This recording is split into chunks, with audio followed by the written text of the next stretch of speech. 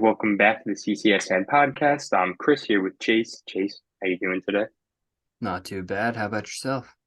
Doing pretty good. So today we're just going to be covering a little bit of NBA. It's just an NBA type of day, NBA Friday, as I like to call it. Let's start it off. Chase, give me your top performer of the week. My top performer of the week, although he had a couple of days off recently, he's got to be Joel Embiid. I mean, Joel Embiid had a 2 day stretch where he was literally Wilt Chamberlain, just modern Wilt Chamberlain. Um, the 60-point near quadruple double. I got to catch the fourth quarter of that game, which was by far the best quarter by Embiid. And man, I feel like he just gets a little bit underrated at this point, and it's because of the Jokic thing. Embiid the past 2 seasons has been like a top three player in the NBA. And you can say LeBron, you can say Steph, you can say Jokic, you can say Durant, you can say all these guys that have this body of work, but on a game-to-game basis, when Joel Embiid is playing, and I know the injuries are an issue, when he's playing, there is nobody on the court more dominant than Joel Embiid. And we're seeing that come to fruition right now, and it's really, really fun to watch. Oh yeah, he's absolutely phenomenal. I think the best offensive center in the NBA, without a doubt, the most unstoppable. And if you were listening to Patrick Beverley's podcast from a couple of days ago, he was like Joel Embiid's obviously the most dominant big man since Shaquille O'Neal, and a lot of people clowned him for that take. But I have to say I agree with him. 59 points. Come on now, shoot the three ball. He can do everything. Yeah, there's not a way you can guard Joel Embiid. He can score from every area of the floor at the same clip. He's a dominant 3-point shooter. He's insane from the mid range. His mid range game, there's so many levels to it, and it's just from the elbows and from the corner kind of. It's really really good, and he draws so many fouls from that area too, which is say what you want, but it's effective, and it gets him points. So everybody does it too in the NBA. So I don't really blame Embiid for that. It's more of a blame on the referees and the way that the NBA calls the games. Yeah, a lot of people were saying on Twitter and just everywhere that this game didn't count or that it was a fraudulent 59-point game, which how can you ever have a fraudulent 59-point game in the NBA, especially now? It's not Wilt Chamberlain's error with that, the whole story about the 100-point game, blah, blah, blah. But fantastic outing by Embiid. And I mean, he scored 100 plus points in his last two games during that 2 game stretch. So I have to agree with you on that one. He definitely is deserving of that. But my guy I'd have to go with, if you're going to go with Embiid, I'm going to go with Shai Gilgeous-Alexander. I mean, he's been probably the top guy for a lot of people this past week. But I remember the day that he got traded, we texted each other. We were like, But OKC won this trade. OKC won this trade. And a lot of people were looking more at the picks when this trade happened.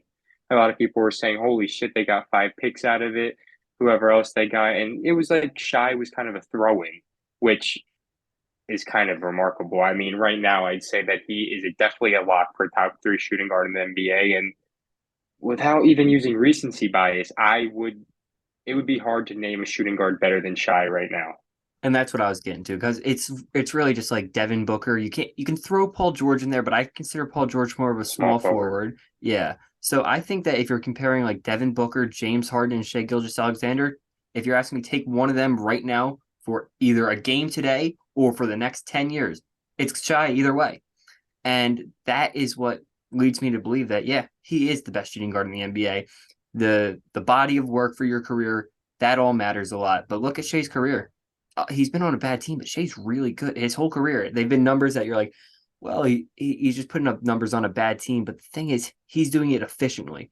The guys that put up numbers on a bad team tend to be very inefficient, like Terry Rozier, like Devonte Graham, guys like that. They put up a lot of points and a decent amount of assists, but on like 40% shooting. That's not Shea. And that's why I really believe he does it so efficiently on both ends that, yeah, who's better? There's really nobody. Yeah, I mean, I absolutely agree. I mean, one thing that he always kind of struggled with, not always, but the past 3 years of his NBA career was 3 point shooting. His 3 point shot, his 3 point stroke has looked a lot better this year. And I mean, what has he been doing? 42, 37, and 37 in his last 3 games. His defense is probably the best by any shooting guard in the NBA. And he's just a man. And this team right now, I think they're sitting at 7-9, 7-8, something like that. So a lot of people are saying he's playing for a shit team. I wouldn't call that a shit team, shit start. So for OKC right now and what he's been doing, He's my player of the week. Yeah, they're 7-8. They're sitting just out of the play-ins. But this is a team with no talent outside of Shea Gilgeous-Alexander. I do like Jalen Williams, the rookie, but Josh Giddey. yes, I apologize to Giddy and all. I love Josh Giddy and he has such a huge fan base and it's so great on Twitter. I love the Josh Giddy fans. But outside of that, there's not much talent on that roster. They've got a lot of young pieces, a lot of cool young pieces, but there's no veteran leadership. There's no cohesion with that unit. It really is right now just Shy going out there and just being crazy, just going off pretty much every game and then letting the other guys around and play a bit of street ball, it feels like. You don't have Chet this year, so you're really getting a lot more pressure on Shy to score a lot, and it's coming through. You were talking about the 3-point shot. He's shooting, I think it's 40%. I have the numbers right here. Yeah, 40% on the dot. He's hitting 90% of his free throws, which is big. And like he's shooting 20 shots a game, averaging 32. I mean, through 15 games of the season, Shea has looked not like just the best shooting guard, but an MVP candidate. Absolutely. I'd say he's top five right now. But the top two right now, undebatably in my mind, is still Luka and Giannis. It's I mean, always gonna be. It's always gonna be. and you got to put KD up there right now. I mean, he's been playing out of his mind. Started every game, 25 plus. He's looked pretty good. Is the only thing that I have to say is his defense. I mean, That's the thing. if you want to slide over to KD real quick, what do you think about those comments from a couple of days ago? I don't disagree with what he said. He's not wrong by any means. He is right in saying that the reason the Nets are expected to win is because Kevin Durant is out there. But that is not the way to motivate your team.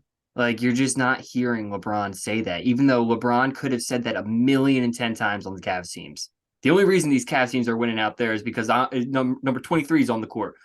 I'm running around here with Mo Williams, Delonte West and Yandris Ilgauskas. Like LeBron never said that. And it's because there's a certain, as a leader, you have to behave a certain way around your team. And I'm not the one to tell Kevin Durant how to lead or tell anybody to be a leader. I've never led an NBA team. But here's the thing, neither has Kevin Durant. Kevin Durant's never led an NBA team anywhere. He took a backseat on the Warriors. He tried to be the leader on the Thunder, but we all know how that went. And now he's in Brooklyn. He's not really a leader there. Everything that Kevin Durant's done in Brooklyn has been like the opposite of what a leader would do. And look at the position the Brooklyn Nets are in right now.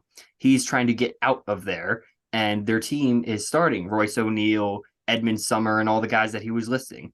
So while it's not wrong in a black and white form, it is wrong to say as a leader of a team.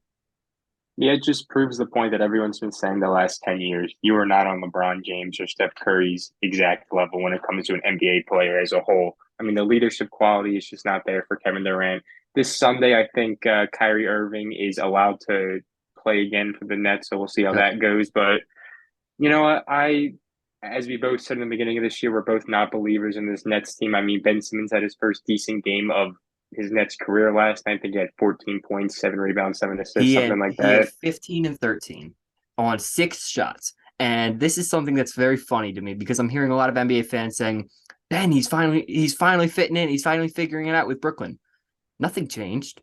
Ben Simmons shot 6 shots. The only difference is 5 of them went in. Normally he's 1 for 6. And it's like 6 layups that he made. It's not like he's sitting there changing the way he plays. It's not like he was being more aggressive. He made the shots that he was missing this year. And if you want to say that's turning it around, okay. But they're not very difficult shots that he was missing, and they're not very impactful shots. Ben Simmons was not very impactful in that game against Portland. Dame, I believe, still had a fairly good game despite him supposedly being the best defender in the NBA. He's just not anymore with his back issues. So I hear the narratives on Ben Simmons. I see the stat sheet, but watch the game when you're talking about this guy. The aggression never changed. The shot selection didn't get any different, and the defense didn't automatically flip back to where he was in his defensive player of the year runner-up year. So I think that Ben Simmons is making it even worse for Brooklyn. It's giving them like false hope. Yeah, I mean, you could just say you just could have watched the past 4 years of 76ers game to really just same Ben Simmons game. He hasn't changed anything. And that's huge. I mean, one of the big factors was Kevin Durant's pissed off at Ben Simmons. and rightfully so. I mean, this was a guy who had a full off season to get in shape, play the right way, change his game a little bit, and he just seems to not care. And that will always be the case with Ben Simmons. He already got his bag. He knows what he's doing, and he just doesn't care about the game.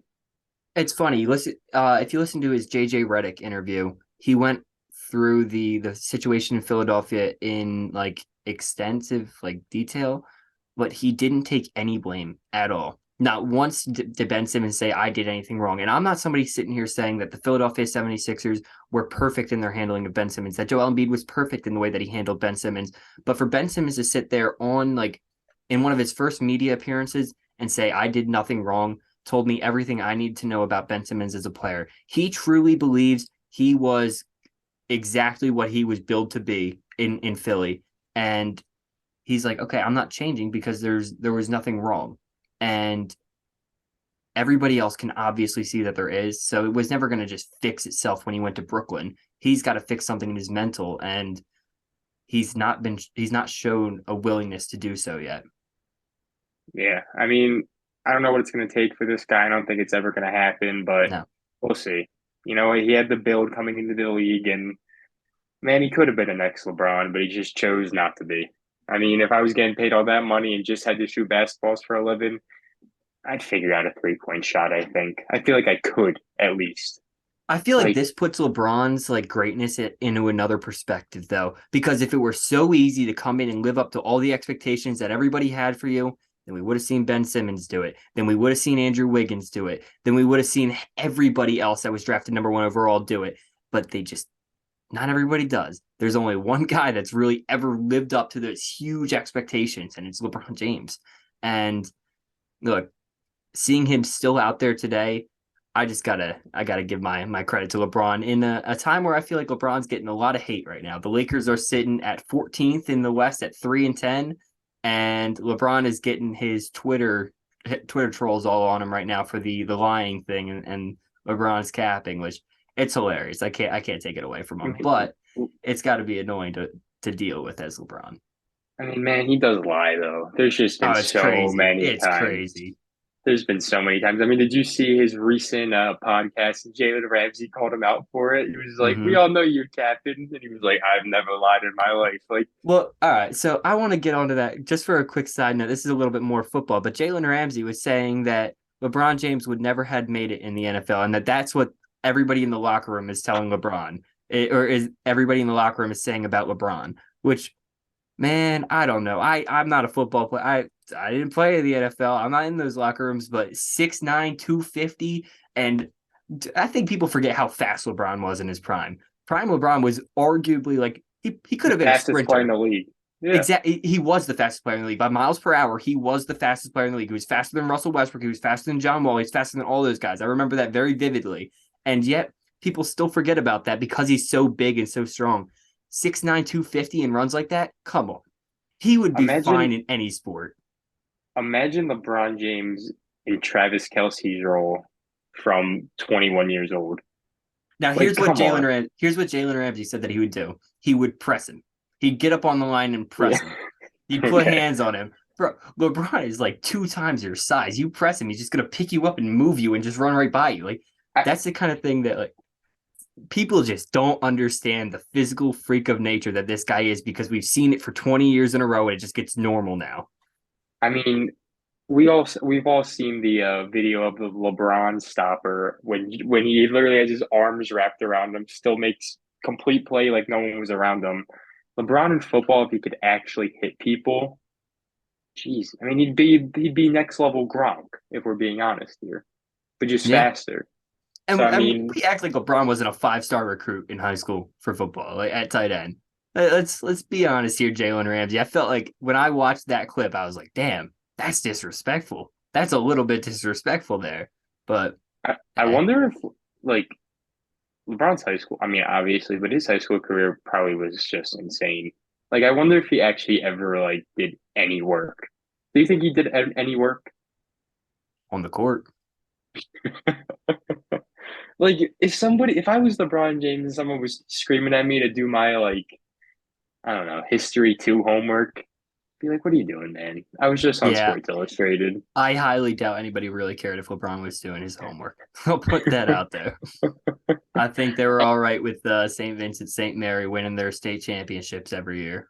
Yeah, 4 years in a row of just complete dominance. But anyway, speaking on LeBron, actually, no Lakers, where they stand right now, 3 wins, look like a complete dumpster fire. I mean, they got some pieces, I guess you could say, but they're just the wrong pieces. I mean, Lonnie Walker looks good. He's been pretty consistent this year so far. Anthony Davis, when healthy, he looks pretty damn good. I mean, when he's actually being aggressive, looks like the old AD. LeBron, he's been out the past couple of weeks, but when he was on the court, he's showing a little bit of regression in his game. I will It's have to almost like he say just that. doesn't care. It's like he just doesn't care. And I like how you expect a 38-year-old or 37-year-old to regress on a 3-10 team. Like when that it's just kind of like what you But expect there. but as we said, you just don't, man. Because like it's been the for how long has it been, about probably 7 years, 8 years. Oh, LeBron doesn't play defense. LeBron doesn't care about defense. If LeBron wanted to play defense, the man could still lock up. And that's just how I look at it. I mean, come playoff time, if the Lakers somehow make it in, LeBron's going to be guarded up, playing good defense. But that's where I wanted to bring this to. Say at the trade deadline. I mean, we all saw the thing about Rob Pelinka and going to Indiana, and I feel like that was just nothing. I mean, I don't think it was anything. But say they're sitting at the same spot, trade 14. deadline, or say we're 12th and below. We'll say that. Do you go to LeBron? Do you go to Anthony Davis? Do you say, do you want to blow this up? If you're Rob Pelinka and Jeannie Buss. I mean, I know from a money standpoint you don't do that, but from an NBA standpoint, I mean, I literally said that they should have blown it up in the offseason from an NBA standpoint because like this roster was not going to work. It was a roster consistent of Russell Westbrook, Anthony Davis, Lonnie Walker, LeBron James, and like Troy Matt Ryan, Brown, Matt Ryan. Yeah, that's not going to win you games. And they knew they need to make some kind of move in order to change, in order to make the either go playoffs. somewhere. Not even make the playoffs. They don't have a direction right now. They need to make a move to get a direction. And they didn't do that, which tells me that they were waiting to see what direction their team would lead them in. Like, are they going to go back and make the playoffs? Because if they were like 7-7 right now, I can almost, or 7-8, 8-7, I can almost guarantee you they go out and make that Miles Turner Buddy Hield trade because they're right there. This team's not right there. So I don't know that they're going to be willing to make that. I think that the team is telling them, like the players are telling Rob Pelinka with their play on the court that they're nowhere near close to a championship team, and the window's closing. LeBron he just signed that extension, but he's old. Anthony Davis is one of those players whose game is not going to age very well because of his injury history and the fact that he can't shoot a jump shot. Which, by the way, when are we going to stop letting Anthony Davis shoot jump shots?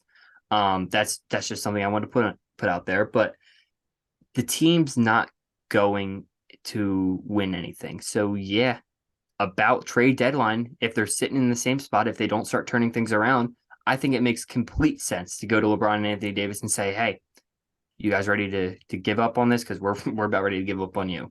And it won't happen at the trade deadline. A LeBron trade at the trade deadline would be ridiculous. Like that would be the biggest news in NBA history. It's not Imagine. happening.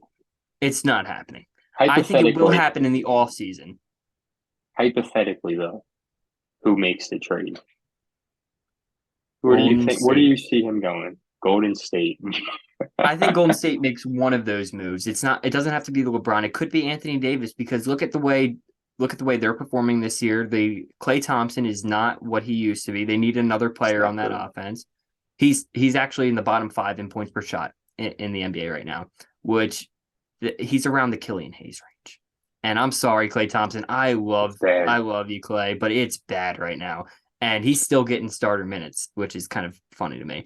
But if the Warriors want to still compete and go out there and try and win a championship this year or the next year, your window's closing. You've got the assets with the young players.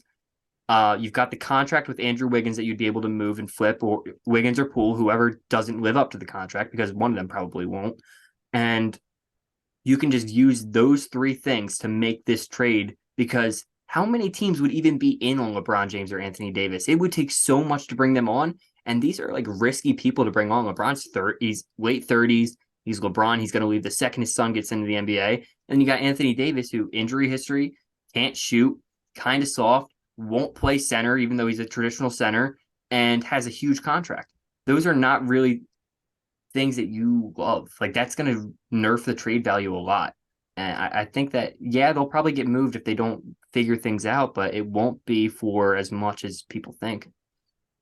I see. I think with a LeBron contract, if there's a time to move him, if you are the Lakers and get the most that you genuinely can get for him, because he's right now sitting at 37 years old. I mean, I know he's LeBron James, but trading for a 38-year-old LeBron James, I don't know where that package sits, but I don't think it's anything more than two first round picks value wise. If you trade him at the deadline right now to a championship hungry team, I think the package would be crazy, like insane. Like imagine what Dallas could offer, or imagine what Philly would offer, or just like those two teams that like you have the guy, and like with the Sixers, it was supposed to be last year you traded for James Harden, but I don't know where James Harden is right now with the whole things going on with Harden, and that's kind of sad. But I Well, don't he's know. got There a are, 1 month injury, and it's not the hamstring, which is something that makes me feel good. Because if it were a hamstring injury, I'd be like, all right, Harden, you're done for the year. Sorry. But the hamstring's still all right. It was if I'm not mistaken, it was calf, correct? yeah, he's out of his walking boot already. So I mean, like Yeah. he's doing fine, but I don't know. I there's just something in me go off the track a little bit, but with even the Sixers right now, when you look at this James Harden, Joel Embiid team, something has to be done. Like I don't know what has to be done. I think Tobias Howard Harris needs to go. Like there's I just agree. so much maneuvering with this team that not even so much. You move two pieces around that are big. Tobias Harris isn't a big piece, but a big contract, at least you could say. He's a he's a piece. He's a former All-Star. Mickey All Star, in my I don't know. opinion. Tobias Harris that first half in LA was very good. Was And he? he's been I don't think he he made the was. All-Star team I that don't think year. he wasn't. Was he? Has he No, never he made the didn't. All-Star He team? never made the Wow. All Star team. Well, And I then think that after that first half of the year, I think Tobias Harris absolutely deserved the All-Star team, but he got moved right before to the East. So that was I'm going to count that as an All-Star appearance, even though it's not technically there.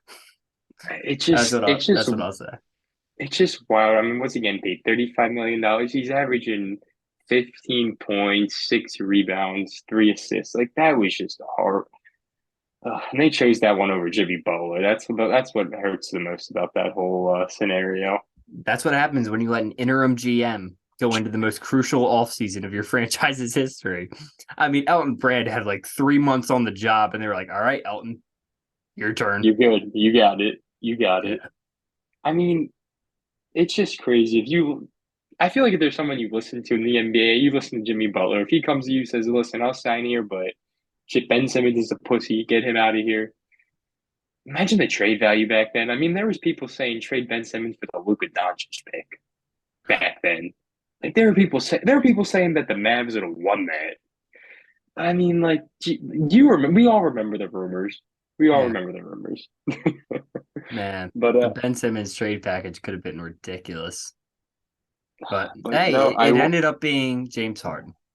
I will always. It ended up being James Harden. It really did, and you know what? It's wild that that's how it went down. I'm. Where do you stand with the Sixers right now? If they don't make any trades at the deadline, like what is with this team? It's the You same know, team they've rolled out basically. last year, Yeah.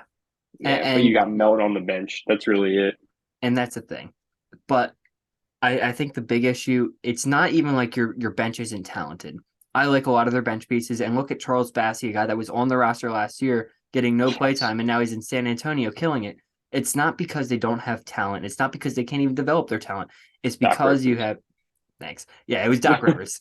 And he's fucking terrible, man. He's like the worst head coach in the league, and the writing's been on the wall with Doc Rivers for his entire career. Like you won one team with like the original, or won one championship with the original super team, like the very original super team with the Boston Celtics. You only got one of them out of there. And then you go to the Clippers, who, in my opinion, when I was watching basketball during that time, when the Clippers were at their peak, right before the Warriors came up in that 2016, so around that 2013 to 2015 era, I think the Clippers were by far the best team in the NBA. You could say the Spurs, they beat the Spurs. They beat the Spurs in the playoffs. And I think Chris Paul was at the peak of his power then. He was probably the best point guard in the league. You had Blake Griffin, who was one of the best players in the league, period.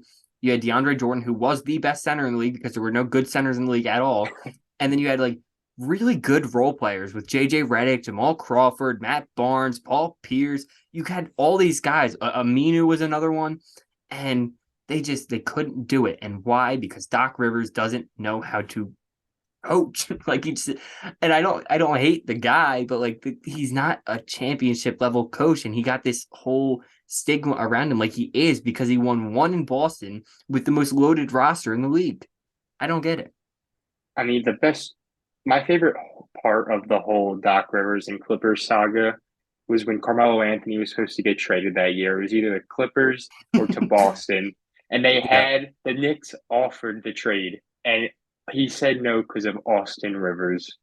Yeah, like, what do we? It's a business, man.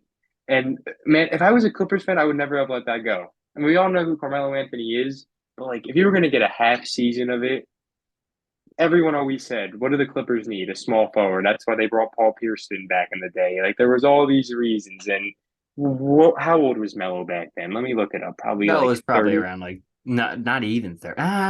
Yeah, probably about 30. The Well, last year in OKC or in New York, I think he was 31, as far as oh I wow, I was he? remember. Damn, his first year in OKC, he was 33 years old. But his last year in New York, he was Well, that's 32. because yeah, he ended up getting he was out of the league for a while. Melo got he was unsigned, and there was this No, whole free that was Melo the thing. that was this was the year he went from New York to OKC. He was 33 years old. But in 2016, 2017, he was 32 years old, and that was his last All-Star year. So was that Yeah, the year? Yeah, that was his last hmm year. That was the trade deadline. yeah, Okay, it was. 32. So you could have brought in a 32-year-old Carmelo Anthony for this last run, and you said no. I mean, like that's the proof in the pudding right there, as they say. Chris Paul, JJ Redick, Carmelo Anthony, Blake Griffin, DeAndre Jordan. You didn't want to run that. You The didn't want worst to run that. defensive team of the worst defensive team Worst of all defensive. time. Yeah, I you got Blake With Griffin and Jamal CP3 Crawford at off the least. bench. Yeah, that is true.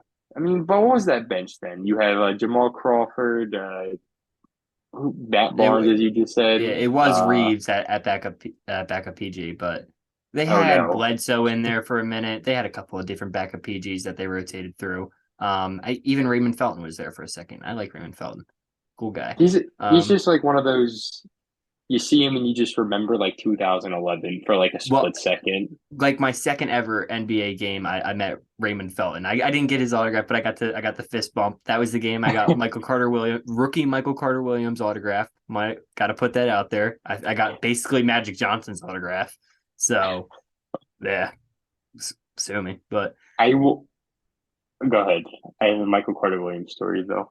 yeah, just on the Mello thing, I think that it wouldn't have like worked long term, but that was the right move to make at the time because the team had gone like 3 years in a row of the same exact iteration of the team. And now that we're getting farther away from the Clippers era, we're hearing a lot more stories about them and how that locker room operated in the way that it like people didn't really fuck with each other in there. And I think that maybe you just needed a little bit of like overturn on that roster because it was just the same guys over and over and over again.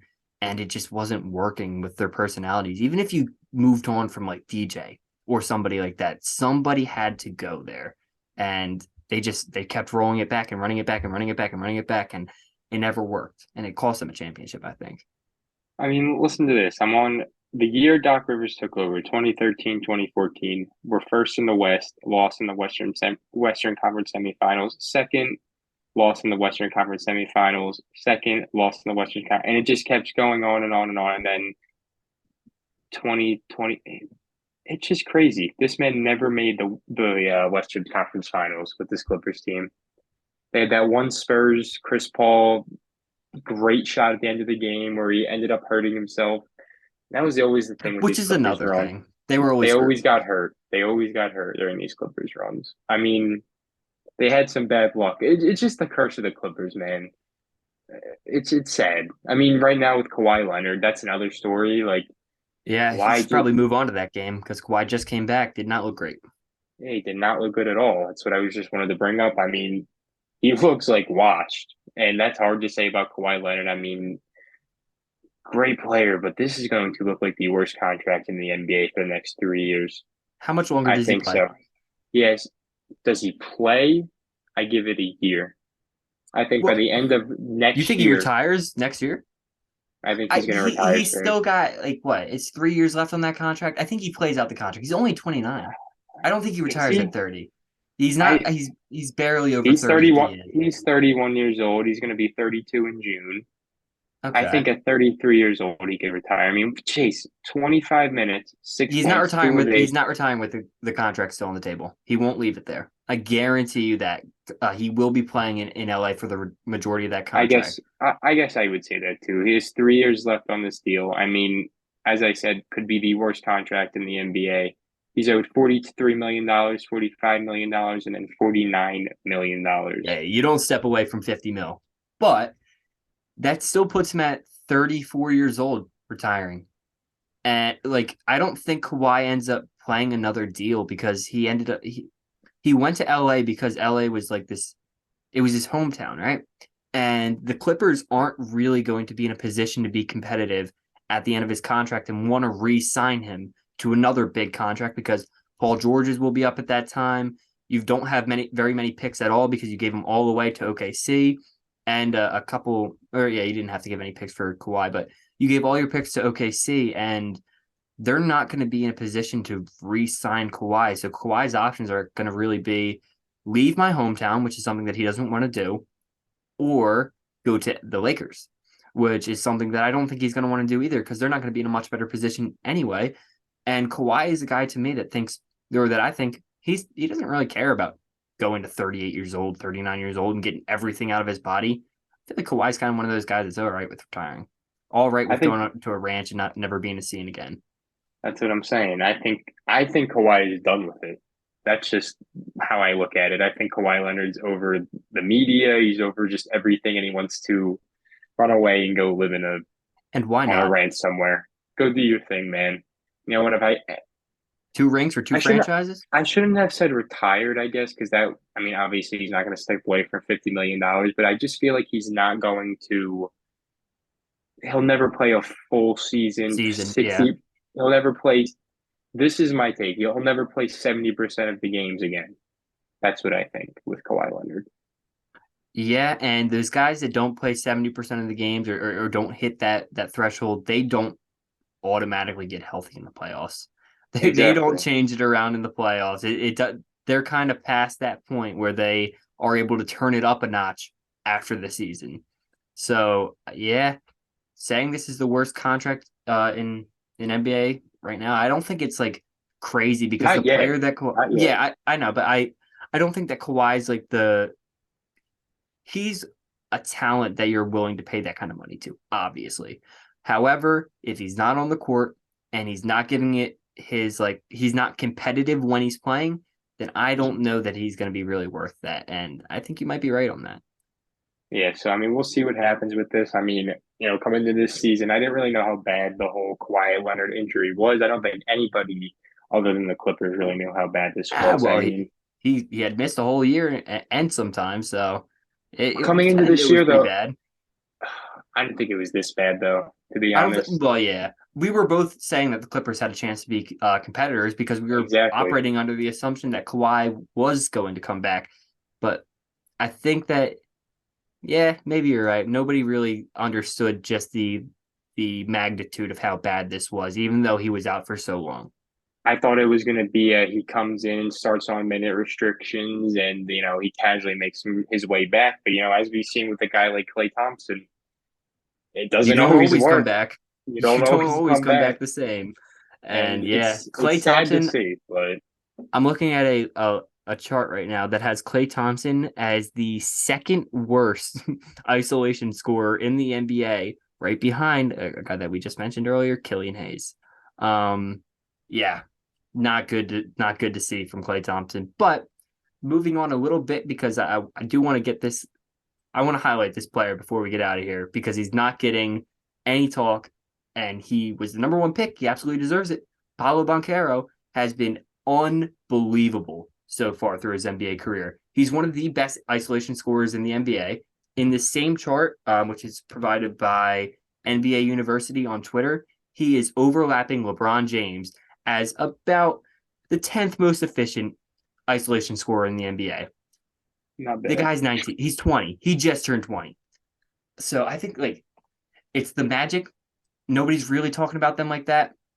But once you got a guy that comes in and starts averaging 24, 8 and 4 on 45% shooting and like decent shooting from three, I do think that the Magic team is about to start blowing up and they're going to get national attention soon. They've got three, maybe four guys on that team that I think are real talented players. Boncaro, Wagner, and then you've got Cole Anthony, who I do like a decent amount. You got Suggs, you got Fultz, Bol. anyone. Yep. Bol was another guy that I want to get to in a second because he is top five in points per shot in the NBA. Top fucking five. And like Bol was a guy that was damn near out of the league going into this year. The Magic, they're not going to win a lot of games this year. They're super young, but they're super talented, is the thing. So I think that it's about time for the national media to start flipping on it because this team is almost there. Like they are right there. They just need Paulo to get to like 23. Be I mean, 23 and get that roster around him, and it's going to be insane. the way that Orlando has organized this rebuild. I mean, they made the playoffs. What was it, 3 years ago? And they kind of figured out this isn't going to work. So let's trade Vucevic for such a great package. I mean, Huge package for they Vucevic. stole that deal from the Bulls, and I think it's kind of not talked about enough. I think it's not as bad as the Rudy Gobert trade, but it's pretty bad. I mean, would you get three solid players out of that, and two of them could be? I mean, didn't they get Wagner out of that? Yeah, it was Wagner. It was But Carter they got Jr. And then there was another pick. I don't know if that pick's been cashed in yet. It might be next year. Um, but But yeah, yeah, dude, I mean, they got a Vucevic has great been package for bad. him. Like he's been a Exactly. bad player, He's and regressed every single year. I mean, this young core, it looks great. And it gives you those vibes of a core that can just grow together at its own. And you don't really, I mean, yeah, they're going to get another high draft pick, but I think that's going to be it. Like after this year, it's going to kind of start being like what the Hornets were supposed to be. They'll make the play in next year. And then you're going to be like, oh, this team looks pretty damn good. And then everyone's going to start taking their leaps at the same time with this Orlando team. I mean, you got Suggs, you got Paolo, you got Wagner, who kind of already started to take it. You just got all these pieces. And Cole if they start Anthony's to another gel, one. Cole Cole Anthony's Anthony, I one of my mean, favorite ones. this team can have it. If they're coached right, the sky's the limit. Like really, with this team, it looks like they've just been hitting constantly with these picks, and it's always, once they figure it out, they can be. And you're like, that's all they have to do. They have a starting five. They have good bench pieces. And if you were Orlando and going into the offseason in 2 years, if you're looking at maybe signing one star player and bench pieces, hell, that's a great rebuild to me. Man, if this team could add like a real dominant center, I think they could like just completely be a team in it to like win a championship because they've got the star player like we were saying in Bunkero, who I think is like one of the best number one overall picks we've seen in a minute. Like this guy's got everything. He is not as athletic as a guy like LeBron, obviously, but as far as like the talent that he has, there are not many players that are 6'9" and like 250 like he is, just like LeBron, and can do the things that he does on the court, can operate from the mid range, can operate off the dribble, can beat guys, can post people up, can score on the interior. He's top 10 in interior scoring in the NBA right now. I think it's like 12 points per game on inside the paint. And like, all these things that Banchero does at this young age are things that will grow and just continue to get better. So I feel like, yeah, right now he's an all-star. At 20 years old, he's an all-star. But I think the level for him to get to is MVP. I think that he's one of those guys, one of those franchise caliber players. And then you surround him with guys like Wagner, who's 6'10, can shoot the three, can defend like crazy, and is also in the top 15 in interior scoring. Wagner is one of those guys who I genuinely believe has the potential to be a great number two. Like one of those, he's not a franchise player, but as a number two or a number three, Wagner could be one of those all-star level guys. And then you just need one of Fultz, Anthony, or Suggs to hit. Any one of those guys could be your point guard, and they're all such high like ceiling players that you could go 33% on those guys and still feel amazing about it. And then all you got to do is bring in a shooter at the two guard position, a 3-and-D guy. And how many of those guys exist? A lot. And then you need to bring like a Jarrett Allen level player at center, which that'll cost you some money. And Wendell Carter Jr. is a bit too small to do that, but it's not impossible. And you see teams do it all the time. So they're not there yet. I think you were right in saying that they're probably going to end up getting a top tier pick this year, which is where they could probably fill another one of those roles, the center, shooting guard, or maybe somebody off the bench. And like, the future is so bright for Orlando. I mean, absolutely. Banchero, I feel like was slept on going into this NBA draft. A lot of people were saying he was overrated. A lot of people were saying that his skills weren't going to really translate to the NBA. His stats were boosted because of Duke, yada yada yada. And he came in and he just purely dominated. I mean, this was a guy people love to hate just because he went to Duke and because he was supposed to be the number one pick for God knows how long. I mean, I remember downloading 2K18 and he was in like the game as the number one overall pick. So it goes back with this guy, and he's been proven that that's why he was the number one pick. Yeah, I mean, this guy went over Chet Holmgren. Chet Holmgren was one Yeah. of those all-time prospects that people have been talking about, and like you look at him and you're like, oh well, that's the guy that goes number one overall. Not with Paolo, not when Paolo was in the class, and people kind of clowned Orlando for that. They were giving Orlando a little bit of shit for drafting Paolo at number one, but it's paying off big time. And shout out Orlando. I mean, I mean, I I can't know say enough about it. there were people saying Jabari Smith deserved to go number one over Ooh, I want to him. talk. I hate Jabari. Not He's sorry. been terrible. I don't hate Jabari Smith, but he has not been drafted at, or he has not been as good as where he was drafted. And I never believed that he should have been drafted at that point. He at no point in his career has shown that he's been able to create separation. And that is the number one thing that you need from a player that you want to draft high. You need them to be able to create separation because yes, his jump shot ability is great. He's got a very pure jump shot. It hasn't translated yet as far as percentages go. It's pure, it looks good, and it'll probably translate long term. But that's it. You got to have more than just a jump shot, you know? If you're just a spot up shooter, then your role is so limited in the NBA because you're just not able to create anything else, obviously. And with Jabari, he was drafted at number 3 overall, which puts his like expectations as a creator. You know, he can't just sit back and be a 3-point shooter and play to his role, which means that in his mentality, you can see it on the court right now. He's going out there and trying to do too much, and that is just making him look like arguably the worst player in the NBA.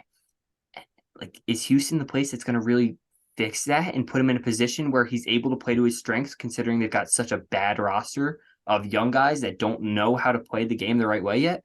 Like, that's not Yeah, the situation for him. Houston right now just looks like the new generation of basketball. I mean, they're scoring a lot, but the defense is horrible. And as you said, it looks like an AAU team right now. I mean, it looks like they're just trying to score well, make highlight plays. They don't know how to pass the ball. They don't know how to gel. I mean, that's one thing with the Spurs that I don't think is getting enough credit this year. Even though their roster might be the worst in the NBA, they still play beautiful basketball. They know how to play together. That's what you have to build with a young team, especially a young core with the Rockets, where this is supposed to be your young core that's going to take you. With the Spurs, I mean, I don't know who do you have right now on this roster that you You really got like. Trey You like Jones, that baby. Trey you got Jones. Trey Jones. You got I love him. Keldon Johnson, who I really like. I mean, Vassal's been really good this year. He's Mm-hmm. averaging close to 18 points, I think, and it's really changed his game, which is good for him. But I don't know. It's just you can see the Got difference Pirtle. between Pirtle yeah. on the interior is incredible. That's what's been a huge thing for them this year. I mean, yeah, they have those pieces, and coming into this year, if I asked you if you wanted those three pieces more than the Rockets three pieces, you would That's probably fair. laugh at me. But that's not really it. I think if they switch situations, you're seeing a totally different aspect of basketball, and Well, I think this. I think the biggest piece for the Spurs is Greg Popovich. Yeah, He's their sixth man on the court at all times. Like Greg Popovich doesn't get enough love because he's just been going under the radar with these bad teams for a while. But man, he makes them look a lot better than they are. There's a reason the Spurs haven't got the number one pick. It's because Greg Popovich is really good at his job, and I don't know how much longer he's got in him. Like that's all on Greg, but the what he's done with this roster has been nothing short of magnificent. Like Trey Jones was not a he's this is his third year in San Antonio, and up until now, he has not been a real positive contributor. He's been one of the most efficient, one of the most effective point guards in the NBA, averaging about 12 and 7, shooting about 42% from three and 92% from the line. Like he runs that offense incredibly perfectly, and he's short, he's undersized, he doesn't create very well, but he's smart. And those kind of players, they fit well in Pop's system. So when you're looking at it from like a fan perspective, you see these guys and they don't have all these measurables and they don't have all of it, and it doesn't really look like they're going to compete very well. But there are just certain guys who are smart, and Popovich, he picks those guys out, and that's what he's done his whole career. Tony Parker, that was one of the guys like that. Manu Ginobili, one of the guys like that. Bellinelli, Diaw. They had who was the small forward? Not Kawhi, the one before. Damn, Bruce I don't know, Bowen. but yes, Bowen. Bowen was a very smart player. That's a good pull. And Oh, that's just those are the guys that Popovich just always keeps around. And that's I why I love mean, the Spurs. the Spurs right now. I mean, my guy Devin Vassell, as I just said, he's averaging 20 points, 3 rebounds, 3 assists, 42% from three, 76% from free throw. You know, obviously, that has time to work on that. 47% field goal percentage. I mean, this Spurs organization just knows how to develop players, man, and it's great to see. It's like satisfying to see. And you know, I think as you said, there's always like the role players. None of these guys on the Spurs roster right now are your key. None of them are your Victor. None of them are your Paolo. None of them are your Zion. But once you find that guy and you start building this culture around them, and you have, there'll be a playoff team in 2 years if they get a good pick. If they get Victor, I guarantee you they'll make the playoffs in 2 years. Because I feel like If they Victor get will be Victor, they're in dropped. the playoffs next year. I don't know about that. It depends on free agency a little bit. I think with that, a I little don't. bit with that. I think if you I just think drop Victor, even right now, not even 18-year-old Victor, drop this Victor right now onto this team, it's a playoff team. That's just, I mean, where are they sitting right now? The Spurs are at, give me a second here. They're at 6-10, but they're also one game out of the play-in. yeah, So I think that, and that's with them being 2-8 in conference. So the West is difficult. They're yeah. beating up on the Eastern Conference teams at the moment. They are, looks like, yeah, they got you know 6 wins out of it, but still I that's not bad. And I think that the Spurs have some positive pieces easily. Like Socon is a young rookie that I like. Johnson's a really good two. I don't think he's a one yet, but I think he's definitely a two. Vassell is another guy who I think could be a two. Then you've got Pirtle on the interior with the defense. You've got Jones, who I've said it probably like 5 times. I love the guy. I It was Tyus first. I want to give a little background on this, actually, a little sidetrack. I was a Tyus Jones guy when he came out, and then he went to Minnesota, and that just I knew it was not going to work there because if there's ever, we're talking about how good the Spurs are at developing players, Minnesota's the opposite. And so yeah. it warmed my heart to see Trey, who is like a copy paste version of Tyus, just like 2 years younger, go to San Antonio where it works and it's working now. So, but that's like exactly what I'm saying. The Spurs do such a great job at developing all these guys that it doesn't really matter who else they have on the roster around Victor, who I think is like a LeBron level player. You just drop him on that team, they've got the rest of the pieces already. Victor will carry that team, and especially if you've got Greg at coach. I hope he gets. I hope he gets picked there, man. Because right Me now, too. there's really not a team where you're like they're gonna get no. That's the thing with the lottery though. You really just have no idea who's gonna get it. Pelicans with Zion, which was Oh the my most. God. I I remember that hated when I that. was like, wow. I was so upset watching that. It should have been like anybody else. I wanted Memphis. I I wanted wanted the Memphis so Knicks. bad. I I didn't want wanted the the Knicks. Knicks. I didn't want the Knicks. I loved that offseason was hilarious, man. How could you have wanted yeah, it would have been fine, but then Knicks fans would have been like you wouldn't have got that blow up from Knicks fans that we got that offseason where they were expecting Kyrie, KD, and Zion. They were expecting to get all three of those guys and ended up with Taj Gibson and Evan Fournier. Hey, And Julius Randle. That was that year. I remember that was yeah, the funny part about that. It was like 20 minutes after the Nets signed KD and Kyrie, you got the breaking Julius Randle to the New York Knicks, and all the Knicks fans in the comments were like, "Go fuck yourself." Too, like it was uh, just so funny. I love But the Randall Knicks tenure is so funny to me, and we're in the middle of it right now, and he's having an okay season. I mean, he's one of the worst ISO players in the league by far. Like it's so inefficient, but he touches the ball a lot, and he scores a couple of points. I guess he is not very good, and the Knicks aren't either. I mean, they're Knicks, sitting the at 8 and Knicks, 7, but yeah. But if you look at who they beat, they they only played beat like bad nobody. teams. And They that's what lose those are to the every games good Randall team.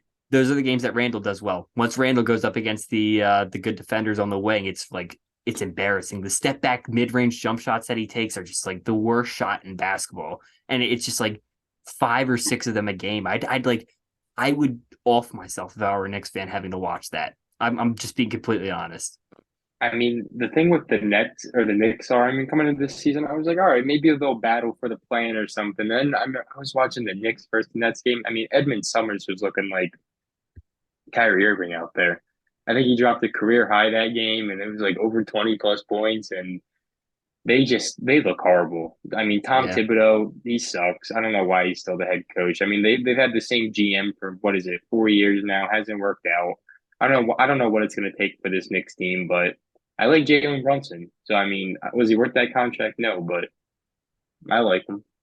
well, But here's Obi what Top, the real issue with the Knicks is that RJ they haven't been able to develop RJ Barrett at all. He's the same player yeah, that he was when he was a rookie. He's averaging 18 points and 5 rebounds a game, and which you're like, all right, that's fine. Except for he's shooting 40% from the field and 25% from three. So like you were really hoping this guy would develop into a superstar player, but I just feel like they haven't surrounded him at all with the pieces he needs to, and they also haven't done a good job developing him as a player, adding things to his game, which some of that you can put on RJ, I guess, yeah, but that's what I'm gonna a, say. a lot of times that does end up coming down to the organization, though. Like if we're being completely honest, look at Jordan Poole. Jordan Poole in his first year in the league was the worst player in the NBA. Like by far, he was so inefficient. Warriors fans hated him. It looked like he was just shooting air balls every game. They developed him the right way, and like they surrounded him with pieces where there wasn't so much pressure on him to be this superstar every single game. And there is a bit of a difference between Poole, who was the 30th pick in the draft, and RJ Barrett, who was like the third pick in the draft. But they're similar players in a way. Like they came in playing horribly, playing inefficient, but showing signs of like actual talent. Like they've got a bag. Like I don't like talking about bag work in the NBA. I think that gets overused. But I think Jordan Poole and RJ Barrett are two players that have a bag, and players that have a bag are able to be developed into good players as long as they're in good situations and aren't forced to just try and make something happen every single play. The Knicks put Barrett in so much isolation situations that it's if he's not this superstar all-time great player, he's gonna look exactly like he does right now. And that's just not how you want to develop a player in your system. Just if he's not great, then he's not going to look good at all. Then that's just putting everybody in a position to fail. See, the thing with where I am with RJ Barrett is they just extended this guy, and coming into the season, he was supposed to be the reason they got pushed over the edge, the reason that they could make the playoffs. Right now, as you said, you look at his stats, you look at his field goal percentage, you look at all that, and he's not living up to his contract. Yes, it has to do with the organization, obviously, but I don't know. I feel like I've seen superstars or stars that young stars that were supposed to be stars dominate or play a lot better than he has with worse talent around him. I mean, yes, Julius Randle does shoot the ball a lot. but he has Jalen Brunson. He has Obi Toppin, who can do like two things in the NBA, but still, I mean, you have some quality pieces. I liked RJ Barrett coming into the draft, coming into everything, but when I look at RJ Barrett, I put a little bit more blame on him than anybody else. I The don't know. Knicks I trusted him. disagree. I The disagree Knicks, because look, we've seen flashes of RJ Barrett being a really, really good player, even this season. Going back to that Celtics game where he shot like 60% from the field, he was 3 for 5 from three. He had like 30 points in that Celtics game and was very efficient. He dominated them, and the Celtics have been one of the best teams in the NBA. The issue that I have is the fact that they put Barrett in positions every single game where it's contested shots all the time. And unless, like I said, unless he's like literally Kobe Bryant, he's not going to look very good. Maybe you can criticize RJ Barrett for not being a real superstar player, and that's fine if that's what you were expecting from him. But that shouldn't be the expectation for every single player on your team. RJ Barrett is a player that is fine, and I feel like he could be an all-star in a situation that would benefit him in an offense that plays to his strengths instead of just making him like shoot up a bunch of threes. Instead of making him shoot 10 threes against the Nuggets. Like that's just not his game. He's missed his last, let me say, 16 threes. He's 0 for his last 16 from three. Why is he shooting them? Why is that the position that he's in? And yes, some of it's got to go on him, but we've seen this time and time again with the Knicks. Look at Obi Toppin, like you were saying. Look at Quickly, like you were saying. Look at oh God, they've got McBride on the bench, but they've got another young guy that Knicks fans just don't understand why he's on the bench. Sims. Yes, Sims. And it's just like all these guys, you never see people develop with the Knicks. And I'm not willing to put that on the players more than I am willing to put that on the Knicks. Frank Ntilikina. I, I get that, but I mean, if you, I've been seeing what a lot of Knicks fans have been saying. A lot of people think that RJ is just playing straight up sloppy basketball right now, and there are a lot of cases where he is, Every player where on the he's Knicks just is playing chucking. sloppy basketball. Every single Yeah, player on the Knicks is playing sloppy. And why? Because they've got Tom Thibodeau coaching. I don't know. 0 for 9 from three. There's just certain things from RJ's stat line where you look at it, you're like, wow, man, you got to be better than that. I mean, like I completely get it with the development, but there's certain things where if you're RJ Barry, you just got this contract extension. I'm expecting a little bit more from your improvement. Because you know what? If he gets better and the Knicks still suck and all of this, Tom Thibodeau will get pushed out of the building eventually. And there's just certain little things about it where if if you're RJ Dolan Barrett, isn't, if Dolan's not got pushed yeah, out of the that's building, how is it Tom? well, I mean, those two are like Dolan owns married. it. True. Yeah, I But guess. like, But like he owns a Knicks, so that's he fair. has to push himself out of the building. That's true. But I That's don't true. know. I just think of RJ Barrett shooting 7% better from actually, I don't know. What was it again? Where he's shooting from Well, three right now? 7% puts you at league average. So yes, well, Okay. that So counts. we'll say 7% better from 3 point, just taking better shots, better efficient, drive to the rim if you're not.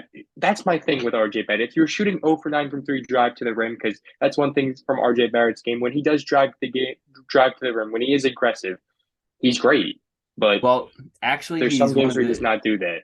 around the rim. I saw this stat on Twitter not too long ago. He's the lowest. He shoots the lowest percentage around the rim out of anybody in the league. I, Um, when you watch Knicks games, sometimes when he's dominating, though, that's what I'm saying. When he's I playing good, he drives to the yes, rim. I have to start watching the Knicks a little bit more this season to see what the issue is. But man, every time I've tried, it's like the worst basketball you could possibly watch. It's like 4 out and just go to work Julius Randle from the mid range. Like I don't enjoy watching that. And I don't think that Knicks fans do either. Their attendance is not that great this year. So but the Knicks, It's they're this above team sucks. 500. There's a lot of hate for or above 500 team, but I think it's very warranted. That it's Tom Thibodeau still coaching, it's Julius Randle still the number one player, and RJ Barrett still playing poorly. So nothing's changed at all. It doesn't matter. Give Obi Toppin a few more minutes, give Sims a few more minutes. If your key pieces are still performing the way that they are, it's not going to work. With a good head coach, I think this team makes the play in. I really do. I think Well, they they're made the deep. play-in with Thibodeau. That's what I'm saying. This team right now, Thibodeau sucks though. Right now, like he's horrible. Always sucked. He won Coach of the Year that year. Like that was the whole Knicks. They didn't make the play in. That was the fifth seed actually. They were You like are 12 correct. games You're over right. 500. Yeah. So I mean, like they have dropped off dramatically, and they got to make a head coaching changes. I really do think this team could sneak into a play in. I The really East do. got a With little better. these to get better, it's actually I think it's a little better than the West this year to start off. The NBA in general is really good right now. I mean, even the Kings look good at the moment. I love the And Kings. I I love Kevin do. Herter. I look, Kevin man, I Herter, gotta give man. you props on the Kings. From the beginning of the season, you were saying the Kings were a sleeper, and with Vlade still as the GM, I was saying, hey, fucking, it's the Kings, man. But that beam, they're 6-1 since they lit that beam up, and I love the beam. I I can't love the help but beam. love the beam, man. It's incredible. And when you saw Terrence Davis on getting up and he was doing the interview after the game last night, and then he just pretty much cuts the interview off to start screaming, "Light the beam" to the crowd. That's incredible, dude. There you don't see that in basketball that often, and to see it from the Kings, I love it. If you thought the that Minnesota got crazy when they won a playoff game last year, imagine what fucking Sacramento would do if they were to even make the play-ins. Like I'm so excited, and I love the fact that the Kings are doing this right now. I still have a lot of issues with their roster. A roster built around De'Aaron Fox, DeMontis Sabonis, and like Malik Monk does not make me feel good. But there's a little bit of magic there right now with the Kings, where they're winning games that they shouldn't be winning, and they're scoring a lot of points. So look, I fuck with it. There's one thing that I was thinking about last night that I was like, it won't happen just because of like the politics of the NBA. I just don't think it would work out. But there are two teams that the whole Miles Turner thing, the Lakers. I think that is just that should be done. I hate the Lakers. I think they It's should been just be 2 years, getting man. yeah, like I'm done with them. I'm literally just done with the Lakers. I get a notification every day from Bleacher Report saying, "Will this be the next Lakers move?" Nobody wants to. Nobody knows. Nobody cares. But I was thinking yesterday, what is a good spot for a 26-year-old Miles Turner? Sacramento or Portland? I would love that trade for either of those teams, especially Portland right now.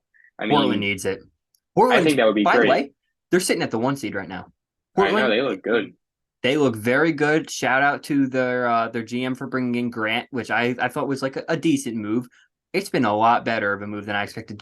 The combination of Grant and Hart has fixed the biggest hole that Minnesota, or I'm sorry, Wing Minnesota, defenders. that Portland.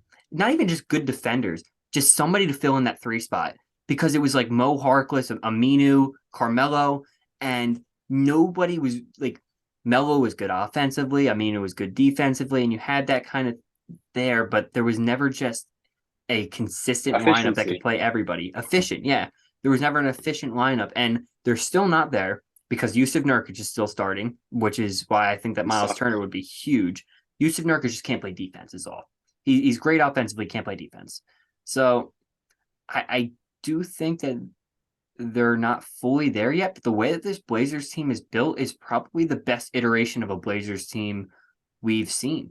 Right? I mean, Simons is as good as CJ McCollum ever has ever been, and I'm a huge Simons guy, and I like CJ, but he's CJ McCollum, 0-time All Star, and or damn, did he make one? Man, I He can't didn't remember my make All one. Stars. No, he didn't. He All never right, made one. good, good. Um, not good for CJ, good for me. Um, but like they got Simons, they've got Dame, they've got a good bench. I like Little. I like the rookie they drafted, Sharp. Sharp is incredibly athletic and adds another like dynamic to that offense and to their defense as well. And then you've got the Grant Hart duo there that they can kind of rotate in depending on the matchup. And then if you were to get Miles Turner and kind of do the same thing that you do with Grant and Hart with Turner and Nurkic, I think that would be probably the deepest team in the NBA. And if you have Damian Lillard playing at an MVP level, which he hasn't played there yet, but we've seen him do that. That could be a team that could go very deep in the playoffs. If you do it right, you can win the West. That's how I look at it with the Trailblazers right now. I truly do think that because the way the Warriors have been playing, What a a lot of turnaround! the Warriors. No, Oh, the both, Trailblazers. both. What a Oh yeah. turnaround from both. I mean, the Warriors right now, worst road team in the NBA. Draymond Green doesn't look that good. Jordan Poole, when he's not starting, sucks. I Jordan, feel good about that's this the take. that's the funny thing. Jordan Poole, when he is playing against the bench depth for the other team, he's not good. But when he's starting, he's averaging close to 29 points, I think it was. So that's something to look at. I mean, it's crazy. It's crazy. I don't know how to. I don't even know how to like. Yeah, that's Jordan Poole, man. Like it should be the other way around. It really should.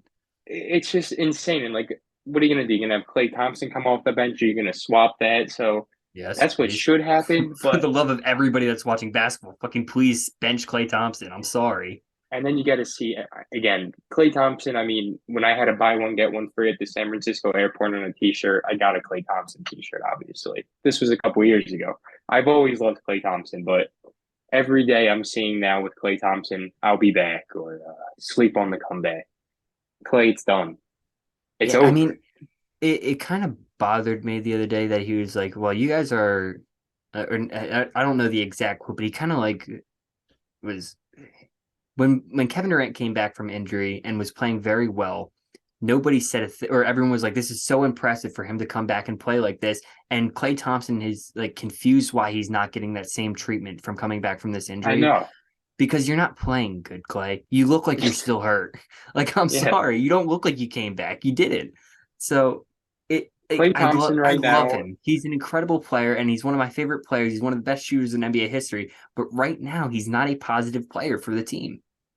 Klay Thompson right now is like the uncle at the barbecue who tells you that he used to have it, he used to be good, and if he never got hurt, he'd make the league. But that's just kind of how he's acting right now. Like Fair, except I'll he's be back. actually he's right. I'll be He back. was good. He was good, but like, hey, I guess some of those uncles were probably pretty good too, but then they got hurt. But you know what I mean? I feel like every single You day never now on know. social Yeah. media, I see him just make some snarky comment or just like something. I'm like, dude, like you're getting rightful hate, but also like there comes a point with NBA players when they talk about the media calling them shit or something where I'm just like, Klay Thompson, why do you care? Right. Why do you care what anybody's saying? How many rings have you won? How great were you for so many years? And you tore your ACL twice. I mean, If you're don't shit, take it it's to heart. okay. It's Yeah, okay, dude. Like nobody blames you for not being good, but it's nobody's about gonna hate time. you. Nobody's No, gonna but hate you. Like you know what will make you hate? What will make people hate you? If you start like doing that and start being like, "Well, why talking am I not shit getting the about. treatment?" But Yeah, and it's just those little things that will turn the internet on you, which is why you got to be so like. If you're the white boy of the month, just stay the white boy of the month. Don't put yourself into controversy and get yourself taken out of that conversation. Which yeah. It's Clay's mixed, but he's in that white boy conversation for that. I don't know, man. Klay Thompson, he has to chill out a little bit. I mean, I just know when I see like the first, I'll have like that 25 or 30 point game where he's like, I'm back, like to like the media, and then like we'll hit reality again. So when that happens and we all get the notification, I was here to announce that first, that we all know that's going to happen. If I have to make that, if you know what, I think it will happen like closer towards Christmas, like when everyone's in a better mood, we'll be like, oh, Klay Thompson's back. And then reality will hit. But that's my prediction. I'll It'll say, be I'll against say Sacramento. that's a good one. At home, like December.